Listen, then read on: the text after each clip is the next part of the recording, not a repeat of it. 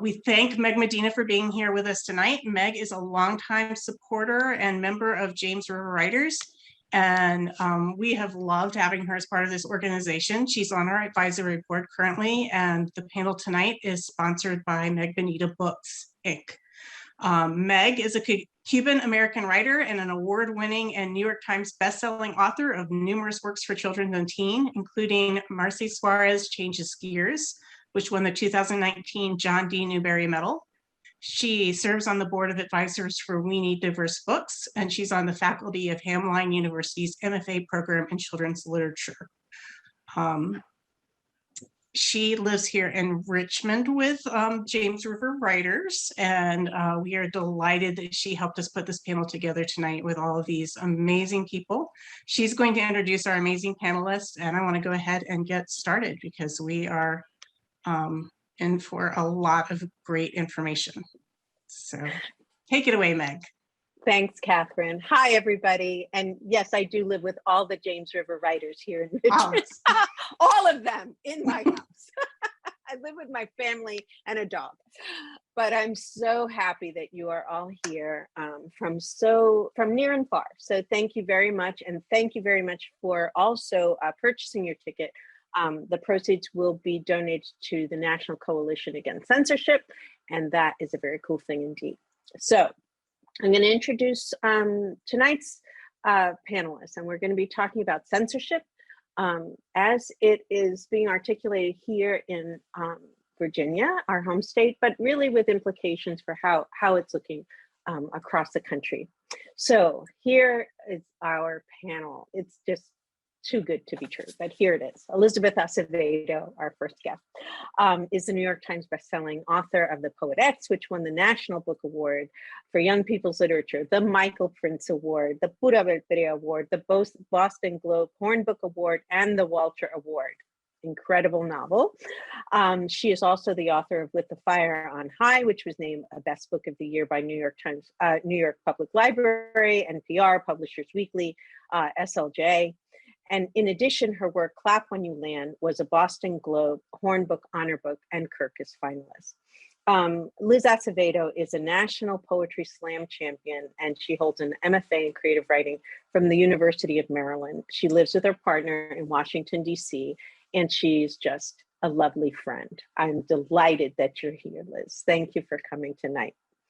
Gordon Danning has a JD from the University of California, Berkeley, but he decided not to practice law and instead taught social studies for many years at a public high school in Oakland, California. Immediately before coming to work with the National Coalition Against Censorship, NCAC, he served as the History Research Fellow at the Foundation for Individual Rights in Education, and he has published several academic and law review articles on issues relating to free speech. Welcome, Gordon. And you should know how many children's book writers are former lawyers. We could talk about that. We could do a whole other panel on that one day. Remind me to call you again.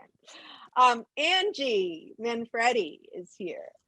She is a librarian, a writer, and an editor. She is fat and not sorry about it, and is passionately committed to ensuring all kids and teens have equal access to books that represent the truth in their lives. She is the editor of the 2019 The Other F Word, a celebration of the fat and fierce, I think. It's just wonderful. She likes sending snail mail. Me too. Watching bad TV and good films. And as we all know, she is active on Twitter. Welcome, Angie. Ashley Hope Pérez is the critically acclaimed author of 3 award-winning novels for young adults. Her most recent, Out of Darkness, received the 2016 Printz Honor for Excellence in Young Adult Literature and the 2016 Tomás Rivera Book Award. The New York Times called it a layered tale of color lines, love, and struggle, where a tragedy real and racial swallows us whole. Booklist named it among the 50 best YA books of all time. And Kirkus says of Out of Darkness, a powerful layered tale of forbidden love in times of unrelenting racism. Pérez completed her PhD in comparative literature at Indiana University where she focused on Latin American literature, and she is now a professor of world literature at the Ohio State University. Welcome, Ashley. And you know me. Okay, this is the group. So you can imagine how excited I have been all day to chat with all of you. So let me just back up a little bit. When I called Catherine and I said, Catherine, I think we need to do a panel on censorship because Virginia was cooking through its election cycle, and it was a very heated thing in this state. And at the same time, we were starting to see a startling number of just complete fallouts at school board meetings and often around books. And most recently, we've had Liz Acevedo's novel removed from the shelves at Henrico County Public Schools, her book, The Poet-X. Ashley's book was removed from Henrico County. Elizabeth's book was removed from New Kent County. We've had several challenges up in Fairfax County. I've had my own run-ins with soft censorship. And so, Gordon, I'm going to turn the first question to you because there are just so many words that are confusing. So first, I'd like you to just give us a nutshell description of what NCAC is, National Coalition Against Censorship. And then if you would, please walk us broadly through what is censorship versus book challenges versus book banning and all those little nuances. Sure, I'd be happy to do all that. And I do want to say, thank you for inviting me here. And the last panel I was on was at the New York City Anime Convention, where that person ended up having the Omicron virus. So I'm happy to be on a panel. I don't have to worry about that.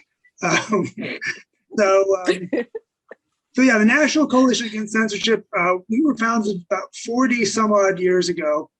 And what we do is we advocate for free speech rights of artists and also for K through 12 teachers and students and librarians, and also public librarians as well. And so what we do is we don't litigate, but we do try to make sure that districts, libraries, what have you, comply with both the law and also with their own, regulations when it comes to adjudicating, challenges to literature and other materials. So your question about, what is a book ban versus a book challenge versus censorship?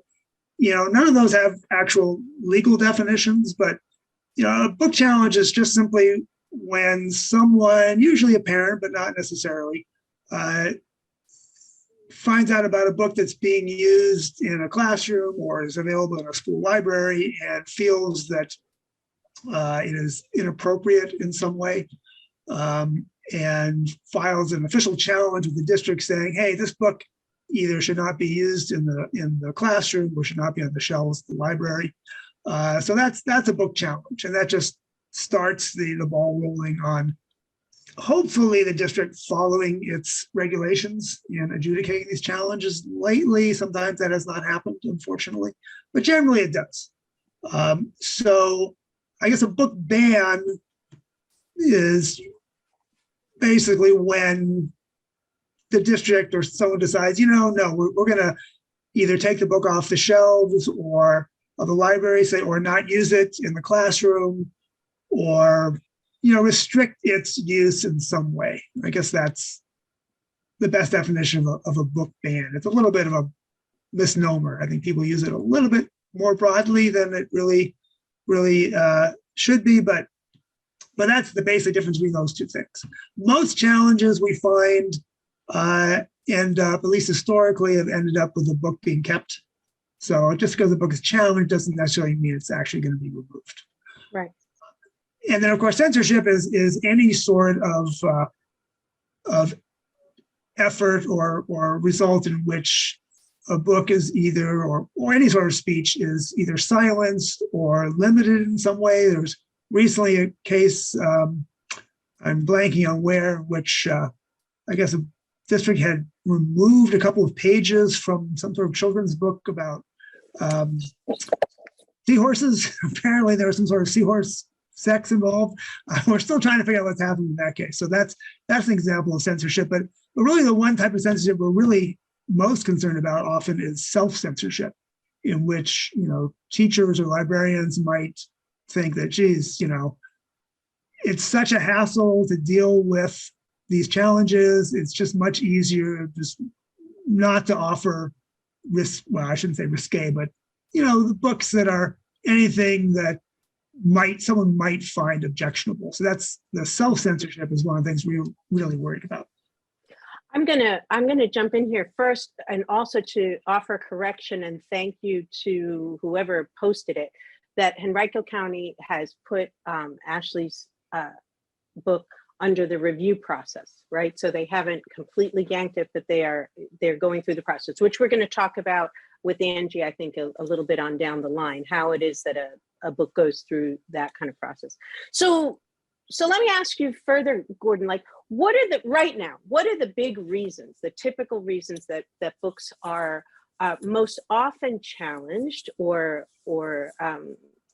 put through this process? And is that sort of a static thing, or are there new reasons that you are seeing popping up now? Yeah, there's the most common reason, say, since the last that we know about. This is just data that we know about. There's probably a lot of cases we never hear about. But the most common reason is something to do with sex. That could be, children's books, that are around sex education, for example, or it could be, books that are intended for, high school and middle school students that have sex scenes in them. That's definitely the most common. Second most common, historically, we sort of coded as LGBTQ. I'm not sure.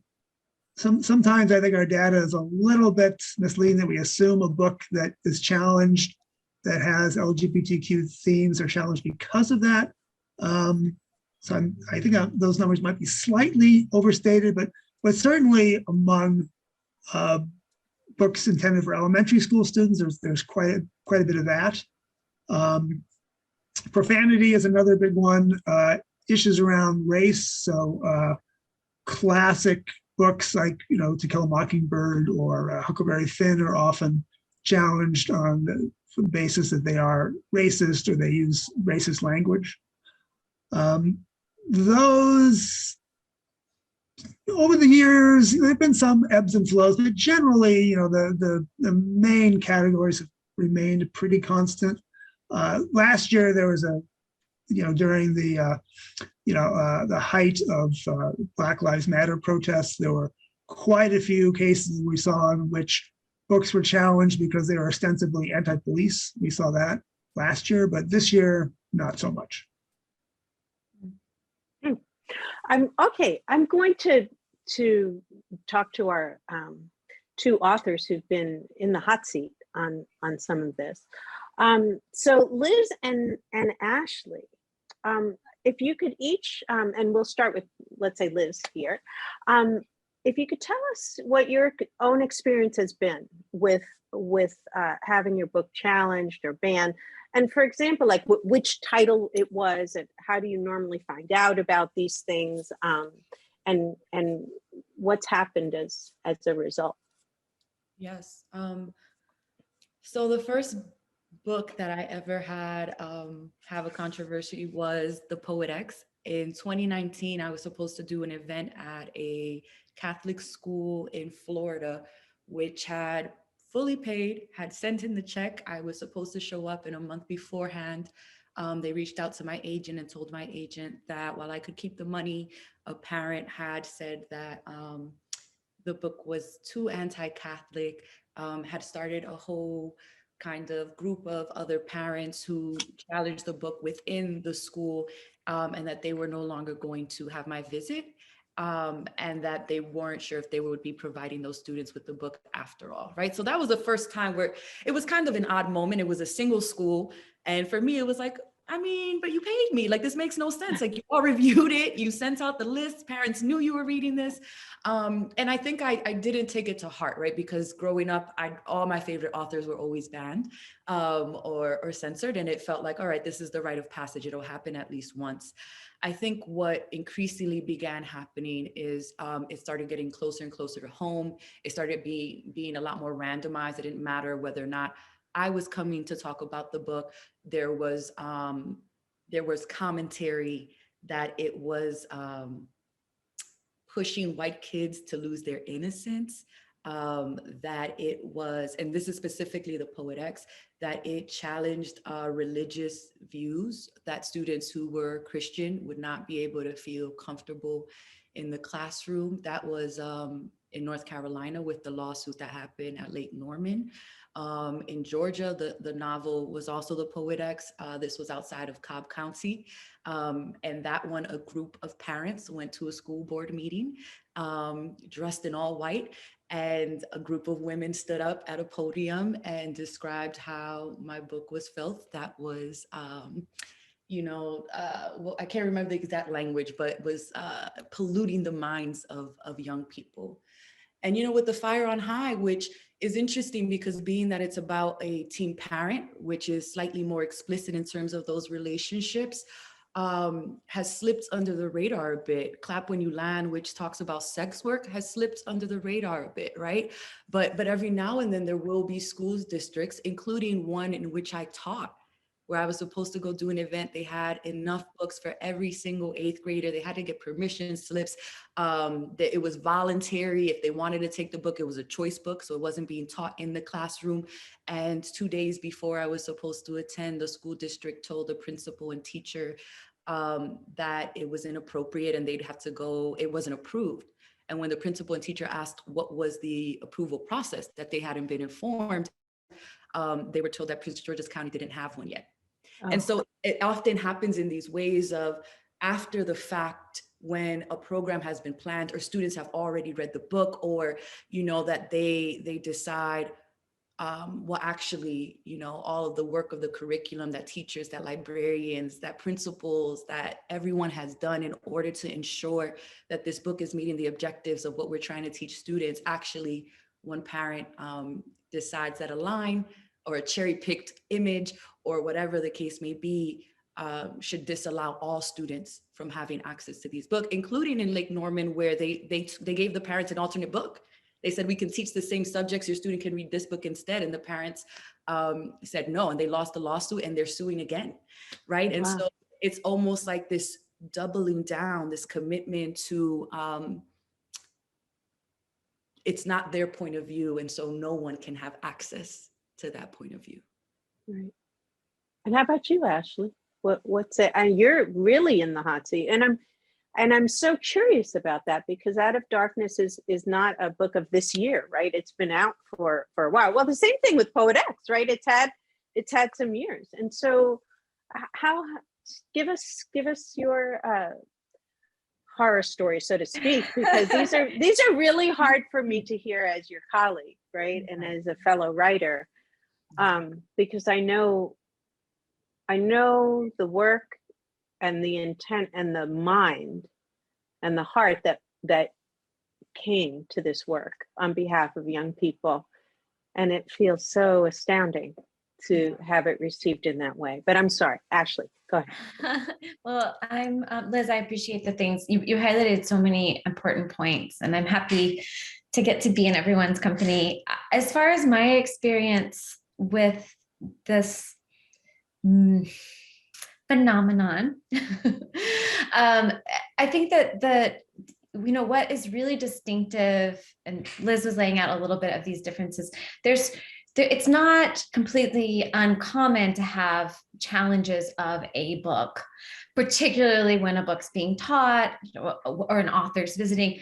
I'm not a fan of those either. But what's really different right now is this practice of challenging or attempting to remove many books at once. And I think that as far as the selection of books, as Gordon noted, it's almost always sexually explicit content that's being cited as the reason. However, it's sexually explicit content only in some books, because anyone who's taught in a high school or worked in a high school library knows that YA has a lot of sexual content, and it is simply not the case that these parents are bringing all the books with sexual content. They are overwhelmingly selecting books with some kind of sexual content that also center the stories of non-white or non-dominant characters, whether they're LGBTQ, immigrant, whatever, something that is outside of the white, straight, middle-class experience. And I think that needs to be emphasized again and again. And I've seen, especially in Leander, Texas, where this has been going on since the spring, and it was sort of ground zero for these bulk challenges, like let's challenge all of these at once. I receive screenshots from parents who are trying to combat this behavior, and there are internal private Facebook groups where folks give instructions on here are the things you can say and you can't say. Don't say gay sex. Don't say LGBTQ. You can't challenge it for those reasons. Don't talk about race. Talk about porn. Talk about sexually explicit. So now you don't, if you have genuine concerns, you don't need to be told how to talk about them in those ways, you know. And so I think that the fact that it's a facade. I believe that some parents may genuinely be concerned about sexual content in the books. Why is it these books that are being targeted? And I think that it's important for that to be answered. And I find quite frustrating as the author, as the person who pours, as you were saying, Meg, pours my heart into the work. I write for my former high school students. I write thinking about kids in Texas. So to have that distorted in these ways, and then beyond that, to have that the word or the opinion or view of a parent who has not read my book, and that's the real kicker. Not even having read the work, to have that perspective elevated over the interests, not just of all the parents, the other parents in the district, but more significantly, the needs and interests of students. And I think that school boards have become so overwhelmed by the politics and the intensity of these demands, and they are very performative. You know, Liz described something. If you haven't seen the Carabelle anal sex video, check it out. Check out my response. I'll put it in the chat. But these are designed to be attention grabbing. And in many cases, school boards are removing books from the shelves in the absence of any formal complaint. That happened in Lake Travis. That's happened in many places. I know I saw in the comments that the removals in Virginia seem to have been in order to provide the committee with the reading materials. That, in my view, goes against the guidance, the point of having a review process, but keeping the materials available. As Liz was saying, teachers create programming around books that are being taught in the classes. If one parent can say, I don't like this book, and then the instruction is interrupted, which has happened, that's what happened in Leander, Texas. It's incredibly disruptive to the teaching process, and it intimidates teachers. They are going to be afraid to teach anything but the least controversial content, because we can't afford to have our work interrupted. And I would just say, lastly, that Out of Darkness is not a required text in any high school I know of anywhere. It has only ever been offered as a choice for book clubs or a choice on a library shelves.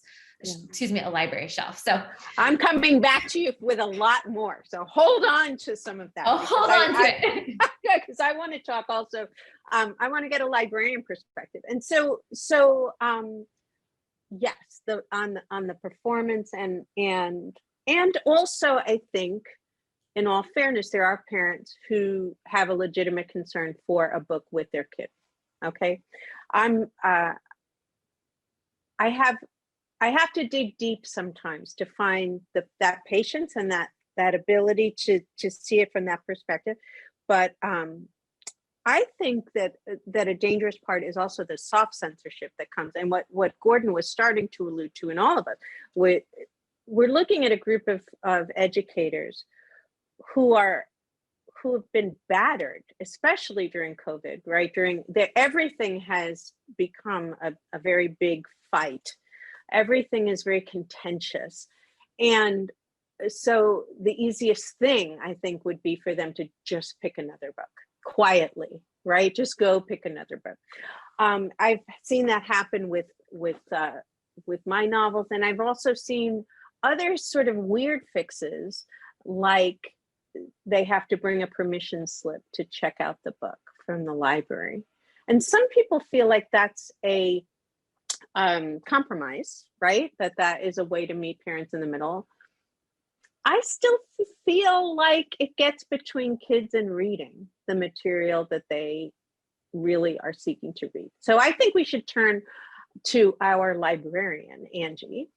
And Angie, as a librarian, you are in charge, I'm guessing, of selecting and curating collections. So how do youth services librarians in a school think about issues about like what's quote unquote appropriate for different ages? And when you are selecting work and so on, what are the considerations that you have for how you select materials? And is there anything that would make you say, I need to remove this book or flag this book or require some sort of note for this book? That's a lot of questions, but I'm sending it to the librarian. Yeah. So one thing I kind of want to echo with what Ashley said is that, and kind of what Gordon talked to about a soft censorship, I think that one of the things we really strive for is that you find ways within yourself, and that is, here's the thing that really needs to be said. Librarianship is a profession dominated by straight white women like me. And that is statistically the truth. 80%, our profession is majority straight white women. And what we know is that in the back of your voice, there's that same, the back of your head, there's that voice that says, well, my school doesn't have any kids like that. And so I'm just not going to buy that book. It's not censorship. I'm trying to match my school. And, you know, no kids are out at my school, or I don't really have a lot of Mexican kids in my school. So I'm not going to buy that book. And that self-censorship kind of becomes like this self-perpetuating cycle. And now it feeds into that. So it feeds into that because now you say, see, I was right. I made that choice. And so that is a difficulty. And I always want to avoid that, like, librarians are perfect and we never mess up thing. We are, again, a profession dominated by straight white women who have all the inherent biases that come with that. And we have to push back against that. And I think that, so that's one thing I always like to start with. And the other thing is I always like to also say that making curriculum changes is not the same as banning books. So saying we're not going to read Huck Finn anymore because I don't want to have a bunch of 15-year-olds say the N-word over and over and over again in front of their peers. And then we all sit around and go, guys, do you think that was wrong? Or like, how'd that make you feel? Did it make you feel cool? Like, making a curriculum change is not the same as removing material. I think that's another thing that needs to be addressed. And that also comes back to it, that a lot of times you'll hear that argument of being like, well, they're not letting kids read To Kill a Mockingbird anymore, so they're the censors. That's, first of all, that's never the same. Nobody's ever been like, and then I threw To Kill a Mockingbird out, which is what they want to do. And they have done. They are burning physically books. Like you will see them now saying they want to burn the books. They were saying that in Pennsylvania, they want to burn them. They're just saying it straight out loud. So I think that's another distinction to kind of make where we're talking about changing curriculum. And I would also say that curating a collection is the most difficult thing. Right now, I'm literally in the process of weeding a collection that has not been weeded. I'm not kidding. In 40 years, I found a book that I checked out when I was a child. And today, 2 of the kids told me, I don't want the old books to go. I love them. So curating a collection is hard, but it's also like a really conscious effort that takes like killing the critic in your head and keeping present with you, like okay, I have to think about what comes in if they come in and say, this book is corrupting my child's mind. So you have to constantly keep that present. And it's a hard line to walk. And the goal, like what Ashley said, the goal is to make it even harder now. They want to make it even harder. They want to make you scared. They want to make you scared, and they want to make you too scared to go forward. So it's a lot of balls to juggle, you know, and at the same time, it's being aware. So like Meg, I use Burn Baby Burn as an example all the time, right? So Burn Baby Burn, I have literally never heard a parent object to it about the fact there's a serial murderer in it. It is literally, there's a serial murderer in it, and nobody has ever said it's really too violent for my child. So why don't they ever object to the fact the son of Sam killing sets the book in motion? Instead, oh, they said a bad word in it. I don't care about the serial murderer shooting people in the head so much, but they did do a curse. So I think you have to also be honest with yourself about where these challenges are coming from. And that can be difficult as well. So that was a lot. I said a lot. So is there a best practice model out there for libraries? And there is. And for what is it? What is the best practice model for folks who are listening, who are in schools and in libraries? I mean, I learned this firsthand, but I'd love to hear this from you. Tell me. So the first thing is sort of also what Ashley alluded to. You need to have a policy in writing. You need to have the steps written down step by step of this is what happens if someone comes to challenge it. And you should also have a collection development policy, which has the counter. This is why we select things. Like, so when you're reading all that stuff about Liz's book, and then like, you were like, there's literally so many accolades, it's fallen off. Those are what we use to justify selection decisions. We say it was starred reviewed, it had this and that. So you need to have everything in writing. That's first of all. So, and that needs to come from you as your professional with your professional expertise, but you can also say it will reflect the needs and wants of our community. So that should also be included, not the community gets to drive it and they tell me what to do, but that should be included in the written procedures, and you should have step-by-step to what happens. You never want to get caught flat-footed. You never want to get caught flat-footed, which is the other thing. And this is the difficult part. You should practice having these conversations. Like you should practice having these conversations literally out loud, so that if someone comes up to your face, which if you're in a public library, that happens often more than in a school library setting. If you're in a public library, they will come up to your face and say, this book has pornography in it. My child saw these two penguins and they're gay together, and now I'm going to burn your life down. And you're like, okay, well, I think the penguins seem really happy. Thank you for bringing it up here. Like, you need to practice what you're going to say. Because the last thing you want is when they come up and tell you this book hates Catholics, which, Liz, I literally laughed out loud when that happened, because like one of the best characters in the book is he's one of the kindest characters. Okay. So you need to be prepared for when that happens, and you need to practice it out loud. And it's uncomfortable and weird and awkward, but I always actually recommend you do it in a staff training day. Because when you're in that staff training with the other teachers, you guys can practice everything a parent might like say to you, or like to literally get it out there in dialogue with each other is another thing I always really suggest. I'll tell you one thing before I ask Gordon something here. And that's, Ashley, you sort of alluded to this in a Twitter thread, which is talking to the middle, you know, so I find myself, I wear a lot of identities, right? I write literature, but I'm also a member of my community. I'm a mother. I have sat in on PTA meetings in my lifetime and so on.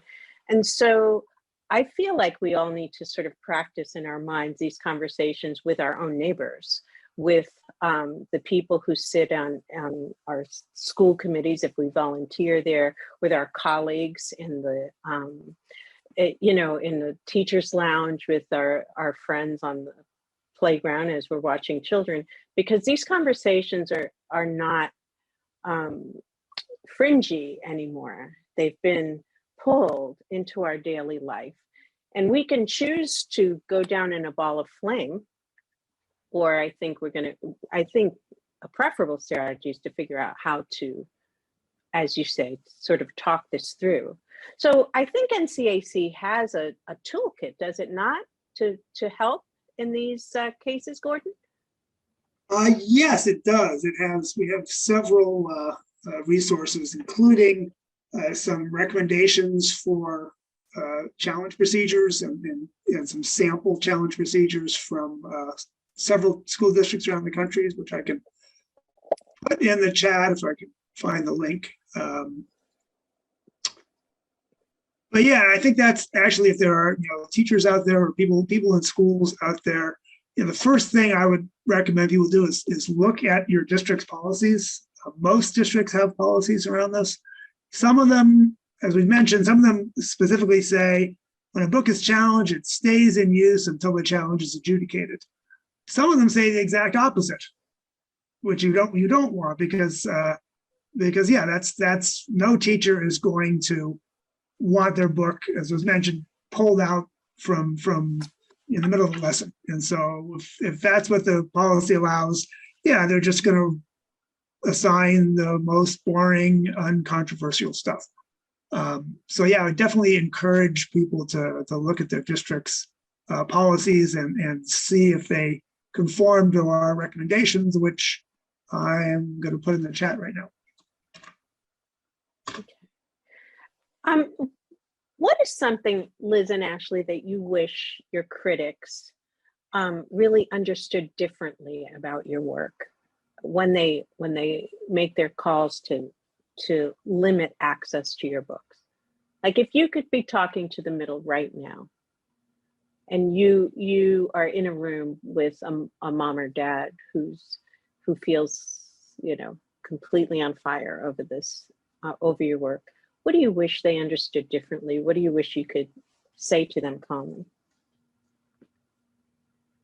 I think I would encourage them to think not only about the content that seems challenging to them, but also the opportunities that the book raises. Like, what are the conversations that become possible because this book exists in the media ecology that your child is part of? And I think that also recognizing that books are one part of how teens are encountering issues, right?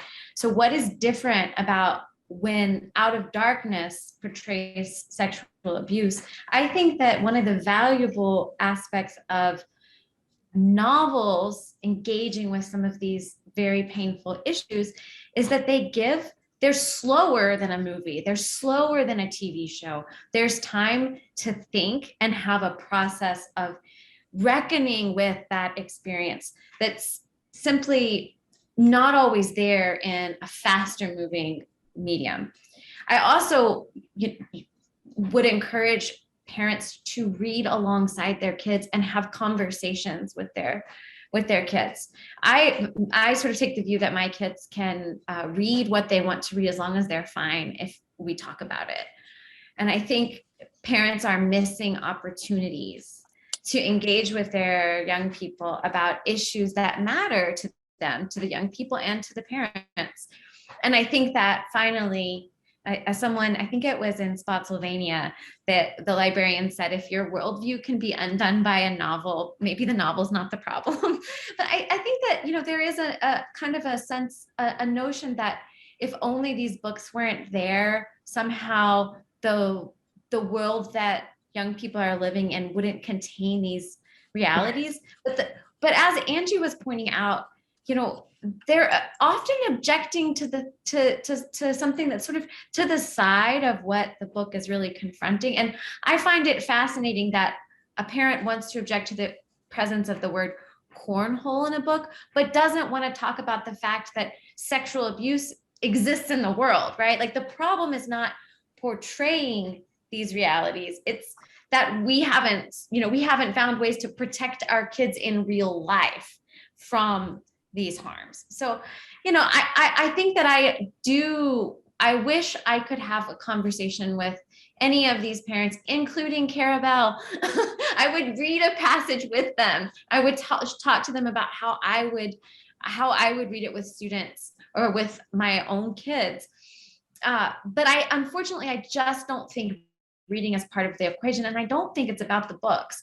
I think the books are placeholders, and it's all about signaling, strongly signaling who belongs and who doesn't And that's super concerning to me. But I do try to appeal to what values I share. And any of us who are parents understand that whether we agree or not, these parents have convinced themselves that they are doing something that's admirable.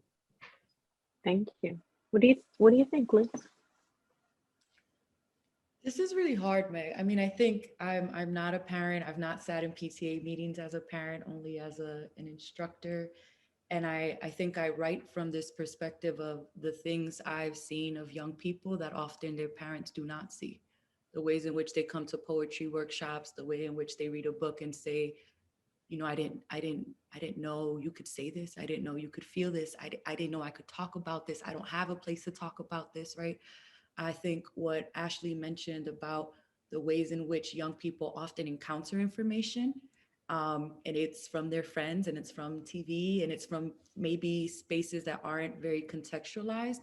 And a novel is unique in that it is long form, right? It is going to take you somewhere else. Often when we are putting in these bigger themes that parents find controversial, there's an arc to it. There's a thing or a theme that we are going to guide a student with. There's a tenderness in which you hold a young person's hand as you move them through a novel that is not always there in a television show that is geared for adults, or in a, you know, an album that is trying to get sales, or et cetera, right? There's a different heart there.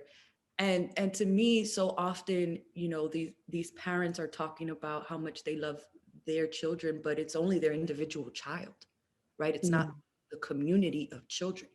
It is not the young people who never see themselves except for in these books, right? It was so interesting to me that the Poet-X in U Kent was given out as a Latinx Heritage Month book, right? And the school plotted itself at how it had, you know, done diversity this year with Latinx heritage. And then it was challenged a month later, and they were so quick to pull the book, but didn't want to say the title, right? But there's so much shame in what they knew they were doing that they want to say, oh, we don't want students to find it, but that's not really it, right? Like there's a bigger question that you know you're going to have to answer. And that's not love, right? I know when I write where I'm writing from.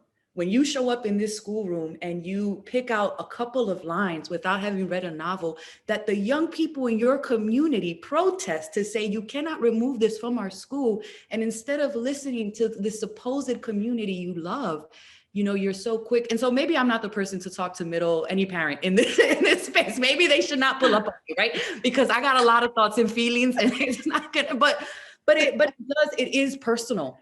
Right. And I hope people know that in the same way in which it is personal for these parents, it is personal for authors. When I see Tiffany Jackson put a post up where she says, I don't even know why I'm currently writing this book. It's just going to get banned. And the way that so many authors are demoralized, even as we know what this work is, that a county in Georgia could pull a novel that the same students had voted for, and it won the Peachtree Award for the state of Georgia. It makes no sense how some of these things are happening, right?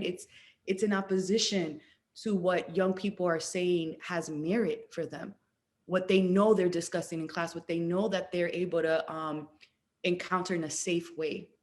And so it seems odd to me. I mean, I think the first thing, right, for these parents to do is actually read the books that they are trying to remove from hundreds and hundreds of young people's like reading ability. But I do think that we have to, I mean, you said it when we talked on the phone, Meg, right? Like they're like, this is political. They're turning something that shouldn't be political into a very polarizing thing. And it's not at all about these books. It was funny because I hadn't thought about why the Poet-X got pulled more than the other novels until Ashley was speaking. I'm like, oh, that's the only book that is incredibly dismissive of white people. Where like, I was very intentional of the white character is called White Boy and like does not appear on the page and is very much, this is a book, right? My other books don't have white characters that are very vibrant, but they're not, there's no real like even slight, but that slight of just this novel having White Boy and that it is not centered and explicitly not centered. It is so curious to me that as I was listening to Ashley speak, I'm like, oh yeah, that makes a lot of sense. And so, you know, let's not just lie about it. I guess that's what I would tell parents. Let's be real about it. Like, tell me what you really feel. Like, stop all of this, you know, this script that you've been told. Like, let's really talk about what the issue is here, because it's often very different. And especially when the challenge is race, because the Poet-X ends so open-ended, I just know like that's not the real challenge here. Like we don't know what this character ultimately decides about religion or faith. And so it has always been odd to me when that's the challenge, because it doesn't make, it's not analytical, right? And that's the last thing I would say. How do we teach young people critical thinking skills? How do we get them to say, this is how I would do this differently? This is how this character doesn't match. This is a possibility, if they're never encountering something that makes them uncomfortable. Like discomfort is not the enemy here. And there was a parent who even said, the book is good, but it made me uncomfortable. And that's reason enough. So yeah. Jumbled thought. No, wonderful thought. So I'm keeping track of some of the questions in the chat. It's just wonderful stuff coming at us from every direction. So one, you and I talked on the phone a couple of weeks ago in terms of, sometimes our books are challenged in places and we don't even know. Like you find out by accident, like there's no like central place that's calling you up and telling you, I find out about things sometimes by a librarian who's in the hot seat or a teacher in the hot seat saying, this is what's happening. So I'm curious how you usually get that information. And also like what role, this question comes from Robin Farmer, what role your publisher has filled for you in sort of offering support? Do you feel supported? Do you feel like publishers should be doing more right now to support authors at this particular time when things have really just gone off the rails? What do you think, Ashley? Well, I think that, my editor, Andrew Carr, has been incredibly vocal, and he's so sharp on, he is able to cut through a lot of crap really fast on Twitter. So if you're not following Andrew Carr, you should. He's amazing. Publishers, I think that I've been fortunate to have the publisher of Out of Darkness, and then the Holiday House at Penguin Random House has the paperback. They've both been supportive, but I don't think that, there's only so much that the publisher can do. I think that the issues that we really need to worry about are less about the books that are already written and more about pressures that authors may encounter for the books that they are writing, or especially for, I have 2 books under contract. I know Andrew's going to work with me and we're going to write the best, most complex, most challenging book that we can. But I think younger authors or unpublished authors are likely holding their breath. And I don't think that you can write well from a place of holding your breath. You have to be breathing into all of you have to feel, I feel like you're not really doing good writing if you're not a little bit afraid while you're writing, if you're not feeling like you're really coming up against the quick. And so, my concern with publishers is less about the amount of support I've received, which I think has been fine, and more about, are publishers ready to stick with the books? And I think that if this continues, it's going to be important for there to be a broader kind of messaging of values. We stand for books that represent all kinds of experiences. We believe in kids' choice. I'm not sure what it looks like, but right now, I think we're going to start moving towards a place where some publishers, especially publishers like Scholastic that have a really strong school presence, are going to be narrowing the parameters of what they want to see in books. And that alarms me. And let me just make one correction that question, sorry, Robin, that question really came from Deborah Fleischer. Thank you. I'm sorry about that, Deborah. I was reading both questions. And Gordon, what do you think about that? Does NCAC support publishers? Like, how do you guys work with publishers to support writers, or do you? Well, publishers give us money, so that's we don't work directly with them. If we are, that's the last thing we want if we're advocating with a school board for them to think that, that you're just lobbying for the publishers, because because obviously publishers have a financial interest in selling their books, right? And no school district is good. School districts care about their local parents and voters, and that's ultimately, when these issues go to school boards, when books get either removed or retained, it's usually because there is a organized vocal presence from parents and community members. So yeah, we don't hear directly from publishers much, and yes, I don't think there's a whole lot publishers could really do to help with the situation, because again, it's very much a local issue with each school district. Well, I'll tell you, I feel when it has happened to me, and I also, like Ashley, have felt supported, but it's a very lonely feeling. Do you feel that way, Liz? Like when it happens, it feels like I want to be that author that says, well, good, more copies are going to sell or something like that. But that's not the feeling I have at all. Oh, I mean, when we talk about the language that we're used, and I use the word love and I use the word tenderness a lot, because when you sit down in front of a blank page for hours and hours and years, it requires a certain amount of love for who you think is going to be your reader to be able to do this. And so to be told that you are polluting minds, to be told that you are stealing the innocence of white children, which is so curious, because it leaves out the innocence of so many, right? And in novels that are talking about how innocence, because of systemic issues, are often stolen from Black children, Latinx children, right? That these kids are disregarded. Like there is a certain kind of the response is not, I'm going to get more books, and it's not, oh great, I'm in the same list as Toni Morrison. It is so sad that my impetus for writing novels for young people was because there were so few, and when you remove them, there are less. Right? That is the feeling. And I think what Ashley is saying is true. I am incredibly lucky that the Poet-X has won all the awards it has, because it is defendable, right? People have a lot to be able to back it up. How many authors may not have that, who have incredible books that need to be in the classroom, that might get pulled because of a word, because of a subject matter, because it's too much Spanish, because the language around it makes no sense, right? People can say so many things if you're gonna manipulate what your reasoning is.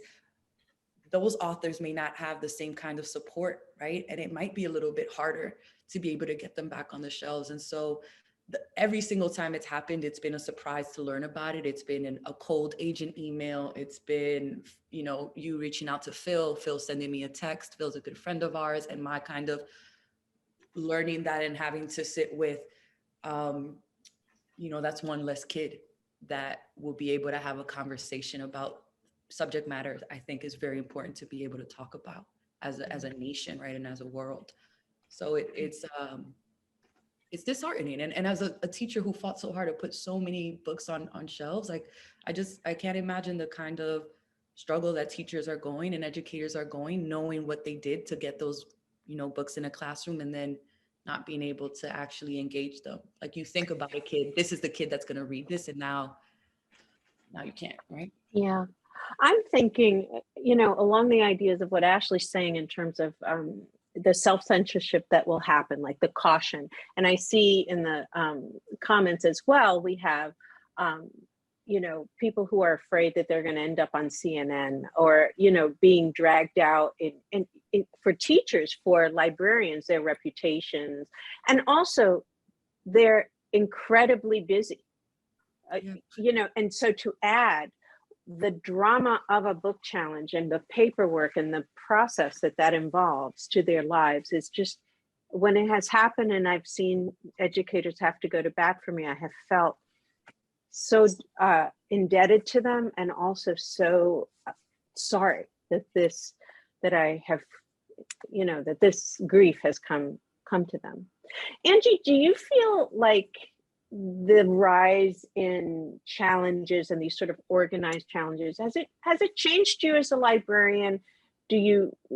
what do you think, like a new librarian coming in, like what do you say to a new, brand spanking new librarian who's coming into the system? What advice would you give them? Yeah, I was literally just like on the verge of tears, like thinking about it, because it sucks so bad. Like it's so demoralizing. And there's so many people who I get so many messages from people who are like, I don't want to be a teacher anymore. I don't want to be a librarian anymore. I don't want to do this anymore. And it does come to a point where you have to ask yourself, like, what morally can I live with? So like, that's the reason I resigned my position in Iowa. Like I couldn't morally work for a state that passed anti-CRT laws. Like I couldn't morally do that. So like I quit my job and like ruined my life. And there's so many teachers and librarians. I get so many messages from people who are like, I'm not doing this anymore. Like I quit, because it's really hard. And like Liz was saying, like it's demoralizing stuff. Like it's not cool. It's not like fun. It's bad. And I would say, and I do say, I've responded to all those messages, I say to all of them, what I found inside of me is there is a thing that, like, what is the thing inside you that you decided to do this? And it's not the people who are screaming that you're perverting their children. It's that exact thing that Liz was saying, that you are trying to get one kid, one book. And I say, here's the other thing. I'm a stubborn, miserable bitch, and you're not going to chase me off. You're not going to chase me off. I'll dig in even harder. So there's that, like, there's that a really, really famous thing about, like, survive out of spite. Survive out of spite, to spite them. So I don't, that's like not so much, but like that same thing that like I remind myself that is what I am doing it for. Like I am doing it for a kid who has never read a book where the character is from Mexico before, and they're from Mexico, and they're like, oh my God, you can write books about being from Mexico. Like, is that a thing? Like, oh my gosh. So I think that kind of connection too, that it's hard and it's demoralizing, and it is also okay to say, you know what, it can't be enough anymore, but don't forget that when they're screaming at you and when they're yelling at you. This is a true story. Liz knows I had a manuscript of the Poet X. Her publisher sent me a manuscript of the Poet X. In my library, the teenage girls split it up and gave each other parts of it, right? So they all took home parts of it. So like, isn't that worth something? I think that's worth something. I've always thought that's worth something. So like, that's what I come back to, that day when they all handed out and we're each taking parts of it home together. So that's bad advice sometimes, but surviving out of spite is not bad advice. That's really, there's just so many ways to come at this, right? And we have to, I think, use all tools. The tools of NCAC, the tools of calm and reasoned conversation, the tools of surviving, with out of spite, the tools of coming to the page and continuing to come to the page with love and with courage. Ashley, I mean, I have been following you now for a few months, like closely, as this issue has just been flaring in recent months. Has it changed you? What has this experience done for you? I think that always are the challenges that we encounter do change us. I think that I'm certainly not saying that, great, I'm glad this happened so that I could grow. Often we grow from things we wouldn't choose for ourselves. And I think that this is an instance of that. I feel like it's something that's pushed me to articulate more and more forcefully what I'm for. And I think that going back to what Angie was saying a little bit, we're hearing, I don't want, get this out. It's a lot of removal, right? And so it can be incredibly powerful to respond to that by saying, I hear your strong concern. Here's what I'm for. Here's what my stand is for. And I think that experiencing this and having Out of Darkness basically tossed into every challenge because of that viral video has pushed me to say to myself over and over, well, what's my stand for, right? What's my stand for? And I think my stand is for Jonathan Guevara, and wanting to write the book that he would finish. You know, my stand is for my own sons and what books I want to be on the library shelf when they get to high school. Like, my stand is for readers finding the works that open their minds and open their sense of possibility in the world, that give them, you know, I think a lot of times books that address these injustices or challenges in families, they are also books that encourage students to have a different vision, to have, you know, Out of Darkness is a very hard book, and it makes kids want a different future for the characters,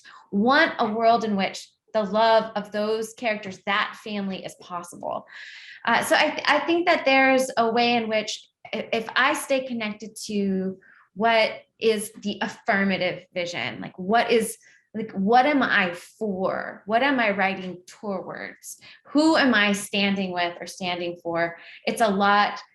That's the only thing. That's the thing I have to keep coming back to, but it's a little bit like getting knocked down by a really big wave and like fighting to get back up. And it's very distracting for sure. You know, I'm finding it hard to do all the things that I need to do, but I really want to say that the most, like, we authors have the experience that we have. I think it is the pain and suffering of being banned is a fraction of the harm and exhaustion that librarians, teachers, and students trying to learn in that toxic environment, an environment in which their books, when people are holding up books and calling them filth, and the character in that book has an identity like mine, you know, that is it. I mean, I know I've said it in lots of different places, but that is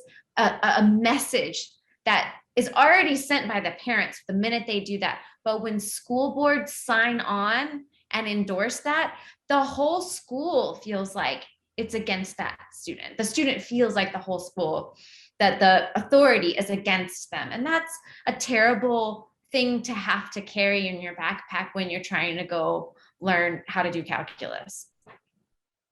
Gosh.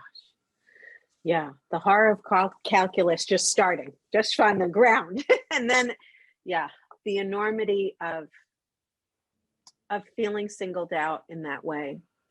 So you've got your literary community here. We're all here wondering, what is it, how is it that we can best support, even if we don't have a kid at the school, even if we don't, you know, what could we do as a community, as a literary community, to make a response to this and to support authors and teachers and librarians? And Gordon, Angie, Liz, any one of you can take a first stab at it. What's something you would like for our community to be able to do for us collectively?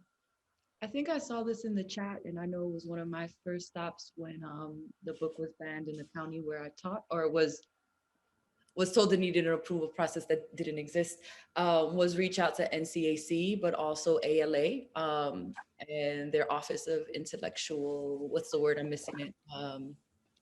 Intellectual freedom. Intellectual freedom, right? Because often, like, let's say I don't know because you haven't reached out or someone hasn't reached out, or it's a county where it hasn't made a lot of buzz, but having the documentation, I think, of the language that is being used for why the book is being offensive is really important, right? Because I know when we looked back and looked at what was the challenge around with the fire on High, a lot of that was very clear that the county hadn't actually sat with the entire book, that their approval process wasn't entirely clear, that it wasn't clear what their age range for certain other comparable titles were, right? So you get to see kind of the pattern that Ashley's talking about. And I have a feeling that this kind of documentation is going to be increasingly important as we start kind of parsing out the language that's being coded to target very specific books.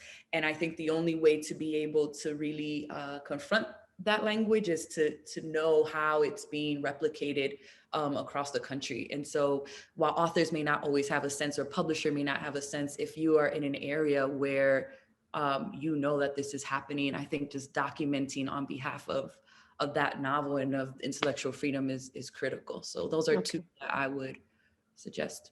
So immediately contact NCAC and the Office of Intellectual Freedom. How else could we offer support to teachers, librarians, and other authors? Other ideas? I would say that, again, one of the most important things is to, keep your ears open and eyes open and report these things if you hear about them. Because I know, as people have mentioned, and I mentioned earlier, a lot of these just fly under the radar. And also one of the challenges we have is, we'll hear about an incident and we'll try and find someone to talk to, and either no one wants to talk to us, or maybe they lose interest or what have you. So,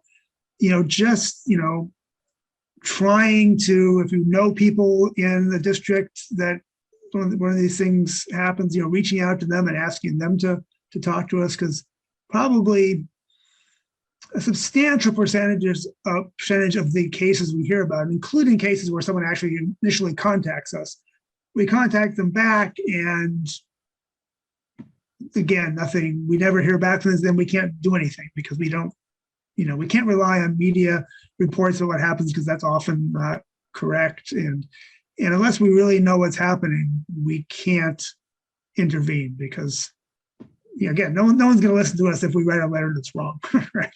They're just going to think we're some do-gooder New York, NGO, and no district, again, no one in Mississippi, rural Mississippi, cares what we think. So we really have to make sure we have our I's dotted and T's crossed. So just getting information is really important for us.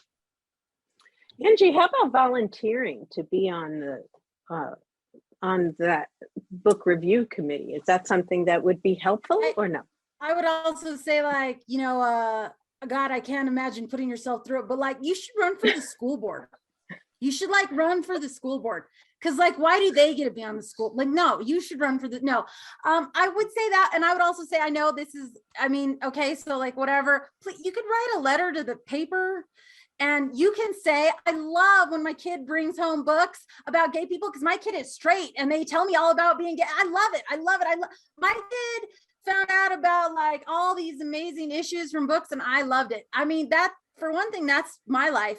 My mother was, in 1966, my mother was assigned James Baldwin in college, and it changed her life. And she dedicated her entire life to being that was amazing. Had you guys ever heard of Black writers? My mind is blown.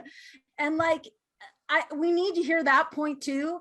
And I think, that public support, what Gordon was saying, publicly voicing that support, that you are a member of the community, which ties back to what Liz said too.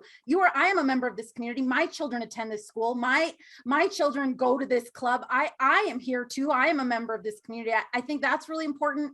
And now I'm going to say a hard part. So to my fellow librarians and teachers who are in attendance right now, we have to hold each other accountable. I'm speaking to you now as a peer.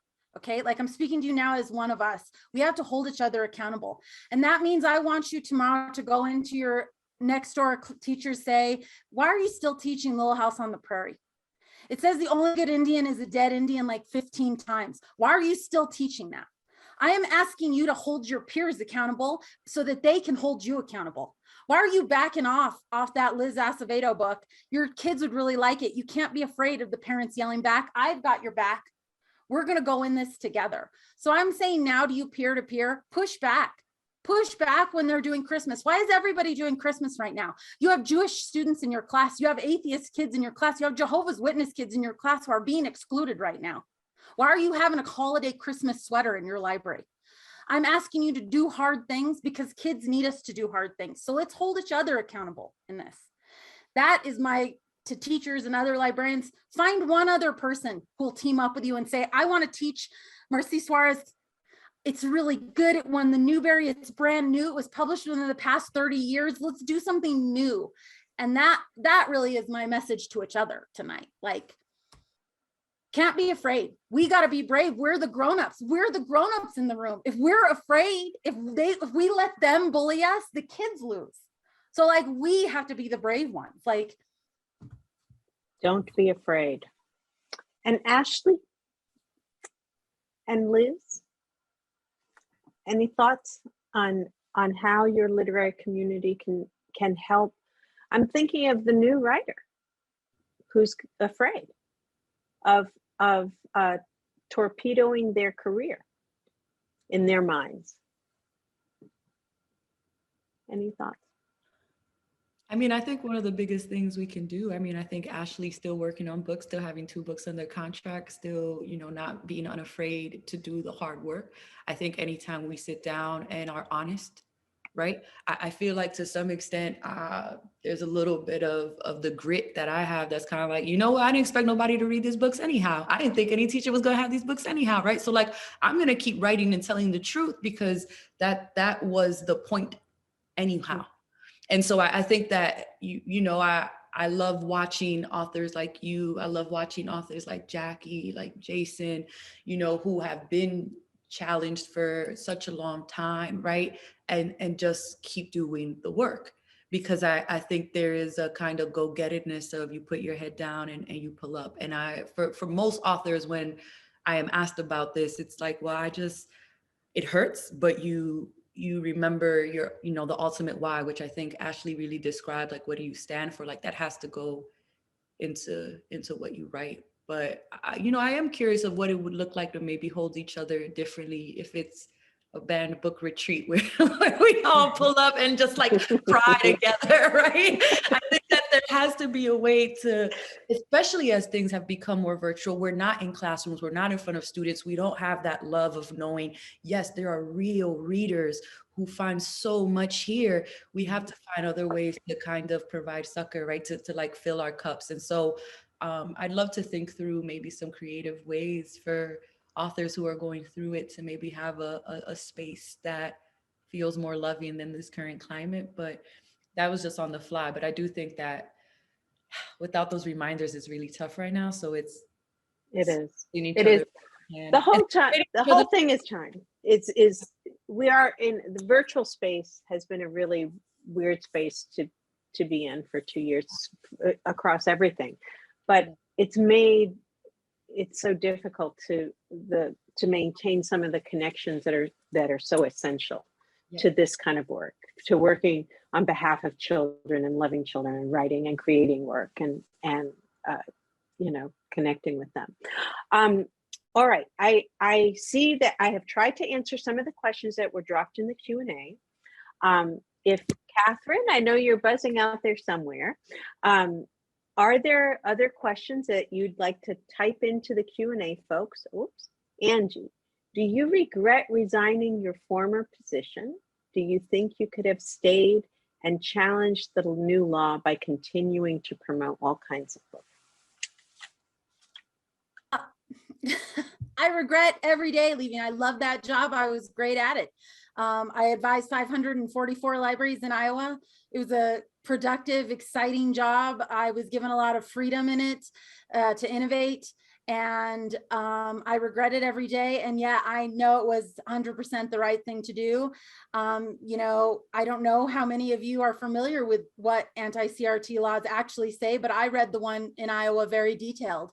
And it said things like that in trainings, we couldn't say that the United States was racist or that inherent bias existed. And people say to me, well, what does that have to do with story time? You were just teaching people how to do story time. What does that have to do with anything?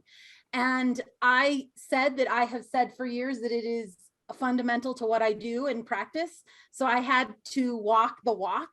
And I couldn't just say, oh yeah, I will leave that out. And I regret it every day. And I do often feel like you should have just stayed and you should have kept talking about it and you should have not let them push you around. But I also felt like it was not the best use of my talent or abilities. And I had to say, I will not work for a state that passes laws like this. And that was a difficult decision to make. And maybe someday all states will pass laws like that and I will be unemployed. But I think if that happens, I guess I'll just be screaming at protest lines all the time, probably. I don't know. I can't imagine a world where that would happen. And I miss Iowa all the time. I love the librarians there. They were desperate to learn. And I'm sorry that had to happen, but I also had to, I think, yeah. And so, yeah, that's. Thank you. A hard decision. This question is from Melissa, who wants to know, she's curious, Gordon, if the challenges in banning are mostly in YA or are they across multiple genres? Oh, yeah, they're across multiple genres for sure. We see, actually, I'm trying to look at a little bit of data here on the challenges by grade level. You know, in the last, since 2015, the most common is high school, but quite a few at elementary school, quite a few at middle school. So, you know, the high school ones, some of them are young adult, some of them are, you know, what's just classic literature. Some of them are, of course, textbooks. So, yeah, I don't think there's any particular area that sees more. I think, you know, graphic novels are probably overrepresented, and probably, I personally think it's because it's very easy to leaf through a graphic novel and spot the sex scenes. You know, you don't have to read the whole book. You just kind of like flip through it. It's like, oh, there it is. So yeah, so graphic novels I think tend to be overrepresented, but no, other than that, I don't think there's any particular genre that's more likely to be challenged than any other. I have a question from Barbara, and it says, what would you say to librarians and classroom teachers who are self-censoring, including those saying that they don't have those kids, a particular group of kids in their communities? Why are books centering LGBTQ and Black/Brown characters important to be read, to have available in conservative majority white communities? There's so many answers. Ashley? I would answer this question. Raising your hand so politely.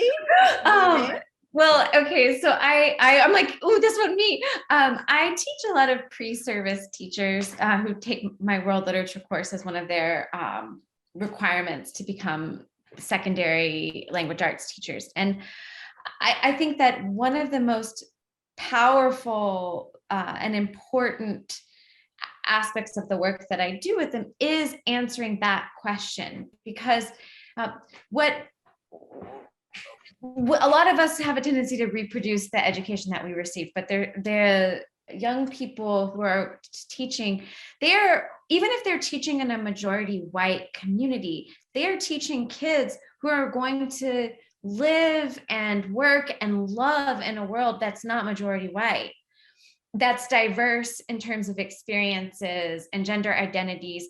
And if the pitch I make to parents in those communities is, do you want your kid to be successful in 2030? Because we can't go back to 1930. If you want your kid to be successful in 2030, this is not just about feeling good or other people's perspectives, although of course I think those things are very important. It's about skills. And will your kid have the skills to navigate the workplace, to navigate cultural contact, to navigate the range of experiences that their peers will have in those different spaces? And I often say, do you want your student, your child, to be able to succeed in courses at the flagship university in your state? Because that's where I teach. And a student who comes into my class unable to navigate discomfort in literature won't do well until they develop that skill. So let's support students now developing those skills. And the last thing I just want to say is schools, even schools like the Title I high school I taught at in Houston are culturally white. Even majority minority schools are culturally white, and that needs to change. So it's important for us to not just think about, we need to be thinking about how these textual encounters are important for readers in all kinds of contexts, but also how they're important for the educators to transform how they're thinking about their students' lives. Hey. I have, sorry, Karen Schwarzkopf says, should parents attend school board meetings in support of diverse books and their authors, meaning to take a positive message to the meeting instead of showing up to ask books to be banned? Very good, Karen. We like that suggestion. Thank you. Angie, there has a few people are mentioning, they are demanding Angie's wish list for her little library. So you've got to put it somewhere that they can, do you have a wish list somewhere and a link? I do. So the follow-up, in case you haven't heard the follow-up to my adorable stories, I moved back into my parents' basement like a huge loser. No, I moved back into my parents' basement, and the school where I went to school needs a substitute who will work for no money because she's living with her parents, and that's me. And I found books that I checked out when I was a child, and it's been a whole adventure. So yes, but also, wait, I have to throw this out. I will say the link, but listen, teachers, I got to tell you this straight up, that anytime you ever hear anybody say, we don't have any kids like that, the first answer is, how many wizards go to this school? And the answer is, oh, there's nobody here is the son of Poseidon. Is that true? And yet you have lots of books about the son of Poseidon here, don't you? You have a lot of books about a wizard, don't you? So, brown kids are way more common than talking dogs, no matter what picture books would have you believe. So that's always my standard response. I like that. Okay, you better be typing that link because I will not be forgiven if you get out of here without it. Are there resources that any of you recommend for soft censorship? And I really do struggle with soft censorship. The librarian who puts my books in a special shelf, or you have to come with a slip. They had, in one school, the kids had to go to the principal and he got to decide if they were mature enough to read Yaqui Delgado Wants to Kick Your Ass. And I just kept trying to imagine the mortification of the kid, having to go through that. So Gordon, does NCAC do stuff around soft censorship, or the resources for that? Certainly push back on it, but do we have any specific resources? I think we might, in one of the documents on the link that I posted, there might be a brief reference to that and some arguments that people can make, but it's a tough one because those are the sorts of decisions that districts just have the discretion to make. So yeah, we push back on it, but yeah, like I said, it is, as you mentioned, it is a very difficult.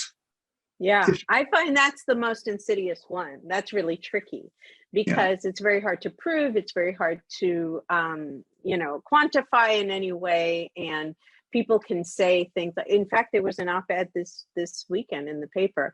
The book is still on the shelves. It's just on a particular shelf. There's just a few extra steps they have to get.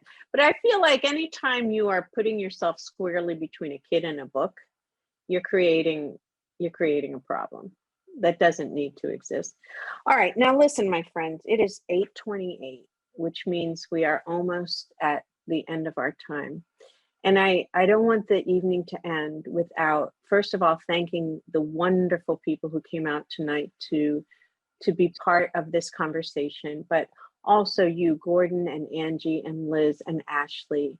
You have my deepest respect always for the work that you do. And I'm so grateful that you accepted my invitation tonight and allowed us to hear just how your beautiful minds work and your thoughts from the field. So muchísimas gracias todos. I really appreciate it. And Catherine, I know you're out there somewhere and you can come back and lead us out.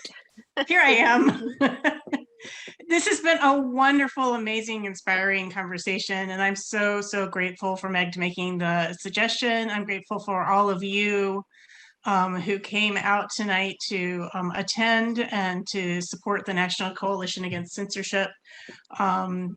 If you're interested in the things James River Writers is doing, please sign up for our newsletter so you can find out about more great things. And please, follow the suggestions of our panelists as far as getting involved in your community so that you can support not just these writers, but the writers who are up and coming, the writers who are coming behind them.